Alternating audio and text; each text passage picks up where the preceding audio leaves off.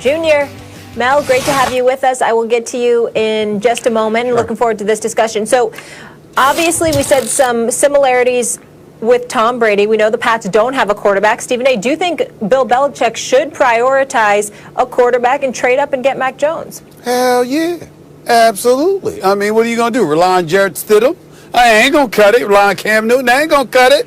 You need a quarterback in New England. There ain't no question about it. And if you believe so much in Jimmy Garoppolo, okay, why the hell wouldn't you believe in Mac Jones? The brother threw for 4,500 yards last season, 41 touchdowns, just 4 interceptions, and won a national title. Now, it does help when you got Devontae Smith to throw the football to. You got Najee Harris to hand the football off to and run the football to. Jalen Waddle wasn't really hurt or wasn't really healthy for most of the season, okay? But, you know, when he was available, you had him to throw the football to. And you were coached by Nick Saban. And Nick Saban and Bill Belichick being close, communicating as much as they do, respecting one another as much as they do. Certainly, if you're Bill Belichick and this is a product coming out of Nick Saban's system, you damn right you should do it that way. But he ain't the only one. I got news for you. If I'm the Jets, I consider it. If I'm the Jets, I'm consider it. If I'm the Philadelphia Eagles at the 6th pick, I consider it now that Carson Wentz is gone and it's just Jalen Hurts there. I consider it all. I'm not ruling anything out right now. That's the way I look at it. And I'll end it by saying this to both you, Mel, and Max Kellerman. The way we've seen Mac Jones play, I want somebody. I understand Trevor Lawrence is another world. I totally get that. Trevor Lawrence is in a class by himself. But I'm trying to figure out, how come we haven't heard more about Mac Jones when it comes to comparisons to a Justin Fields or a Zach Wilson? I'm trying to figure that out. Can you help me out, guys? Please. Well, let me say this. First of all, Mel, when you compare him to Tom Brady, I'm so sick of people when someone like you or someone in the media makes a comparison. Oh, are you saying? You have to stop and say, I'm not saying he's Tom Brady.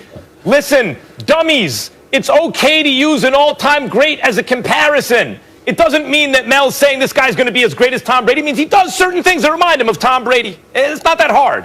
And that's saying a lot, by the way. That's a really good thing because Tom Brady just showed once again that the greatest attributes a quarterback can have are leadership and judgment, quick processing, and good judgment and leadership. Those are the greatest assets.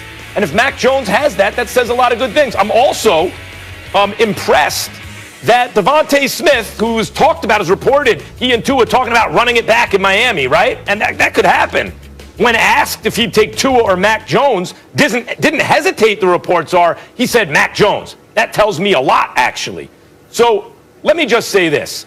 If Bill Belichick feels the same way, he needs to trade up and grab him. He needs to get a young quarterback who is going to be the Patriots quarterback for a long time. That has to happen. Even if he feels like it won't be next year that the guy's starting or playing a lot or winning for them, he's got to get that done. But who says it has to be Mac Jones? Trey Lance, who now is, people think, may be picked before Mac Jones, but who knows how this works out. Trey Lance has a lot of the things that Belichick likes, but because he can also move, people don't think of it the same way, but quick decisions, quick release. My point, Mel, is if it's Mac Jones, fine. But the main thing is Belichick's got to find a guy he believes in and draft that guy this year. No question. And the Mac Jones-Tom Brady comparison came up when I looked at Tom Brady when he came as a late 6th-round pick after they drafted somebody with their pick in the 6th round, a cornerback out of Virginia, New England did. Took Brady as a comp pick late in the 6th round. He had a 5.2 4.40. He had a 24 vertical. Those are the two worst vertical 40 time of any quarterback I've ever evaluated outside of Ryan Mallett, and Mallett was drafted by the New England Patriots and Bill Belichick.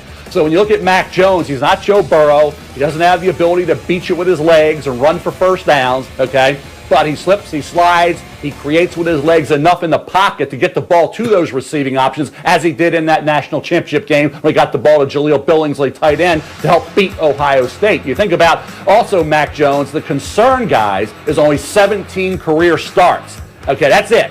Now, he completed over 77% of his passes. You referenced his touchdown-interception ratio. I've talked about his leadership, his competitiveness, his incredible intelligence. I get all that, his incredible accuracy, but the 17 career starts is the one concern, in addition to being able to move and avoid and create with his legs, okay, enough to get those first downs. In a league now, it's all about mobility and dual-threat quarterbacks. Some have called quarterbacks like Mac Jones a dinosaur. Well, Tom Brady, if he's a dinosaur, he won a Super Bowl with 43. and he was a late 6th round pick when he came out. I was comparing more Mac Jones to what Tom was when he came out of Michigan, not what he was when he became the greatest of all time. So I think that's why you have to go back and kind of evaluate things as they were, not as they are right now. And when Brady came out, he was a late 6th round pick for a reason. Right. Ironically, the comp is a top 10 pick. So a late 6th round pick, now a top 10 pick. Tom Brady has certainly helped Mac Jones, and those comparisons have certainly helped Mac Jones as well. I definitely agree with you. When I think about Trey Lance at North Dakota State, I'll say this much. Forget, you had North Dakota State. We understand that. It's not Ohio State. It's not Alabama. But 0 interceptions for a season is 0 interceptions. Through 28 touchdowns, not a single interception. So I'll give him his props for that. But here's what I would say to you, Mel. I'm just looking at it right now. And this is where, if I'm Bill Belichick, this is where I got to think twice. I got to think long and hard about Mac Jones, Mel. The New England Patriots at the 15th pick.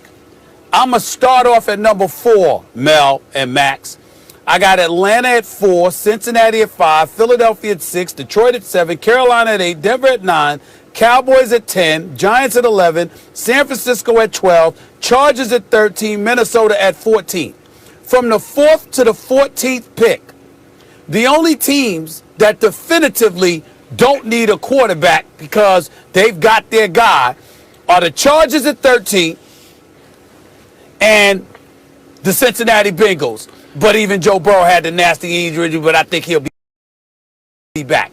Outside of that, everybody from 4 to 14 arguably needs a damn quarterback. Yeah, unfortunately, so to me, if I'm Bill Belichick, and I got an opportunity to move up to get Mac Jones, I might do that, guys, based on that reality alone. To that, y'all say what? Mel, do you want to take it? I'd say fine, Max. I think we also have to realize as we force quarterbacks up a lot higher than they should be pushed up the board. And that's why from 2009 to 2016, 0 of 22 quarterbacks were with the team that drafted them. You're going back to 2000, of the 44 that went in the first round, up till 2016, only 3 right now are with their respective teams that drafted them. That would be, you look at Tom Brady, that was the 2000. That's why I referenced 2000. But the only 3 are Matt Ryan, Ben Roethlisberger, and Aaron Rodgers. That's it. So I think when you look at this, be careful. Like I say, Detroit has Jared Goff. Well, they better draft a quarterback because Jared Goff hasn't proven anything of late, even though he took a team to a Super Bowl early on. No, because we don't know how good these quarterbacks are going to be. We all talk them up, and they all get pushed up the board. Some of them fizzle out to nothing. So let's realize if you're the Detroit Lions, take somebody to help Jared Goff, like a wide receiver like Jalen Waddle or Devontae Smith from Alabama, and not take the quarterback. Philadelphia, help out Jalen Hurts. Get a receiver. So this notion you got to take the quarterback, I think is ridiculous. Well, I would say also that there are some quarterbacks whose talent jumps out at you. And those guys, maybe even if you have, for example, what's happening with the Jets or Giants right now, Sam Darnold and Daniel Jones. Even if you have a prospect who you may like, you may look at your own guy and say, is that prospect really better than my own guy? And in the case of Mac Jones, maybe a lot of teams would say no. Not in the kind of measurable way that covers me in the event that it doesn't work out. People like to mitigate risk, right? To hedge against risk. And I just think, and I brought up the Giants, I think about Daniel Jones, Mel, Stephen A. They seem married to that guy.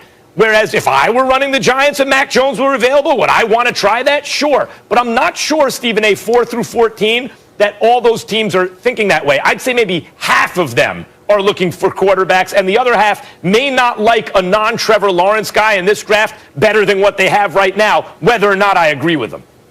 My only question to you before we get out of this segment, Mel, what about those who would argue that Alabama quarterbacks haven't necessarily been that successful on the pro level? What do you say to that?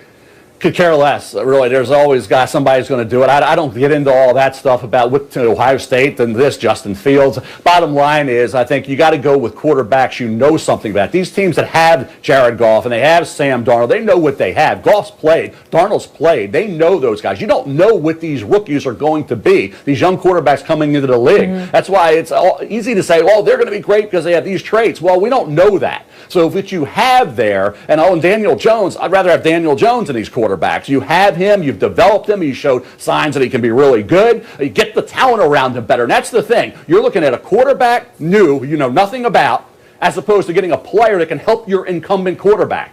That's, to me, is the better way to go. Unless it's Trevor Lawrence or unless you need a Justin Fields. I think the 49ers could use an update over Jimmy G. The Patriots have to get a quarterback. You are at the top of the rung. You are the number 1 team because of Tom Brady. Now you're the 4th in the division. You've got to find a way to get one of these quarterbacks. No question. And they currently have that 15th overall pick. Mel Kiper, always a pleasure. Great analysis. We'll talk to you soon when we come back.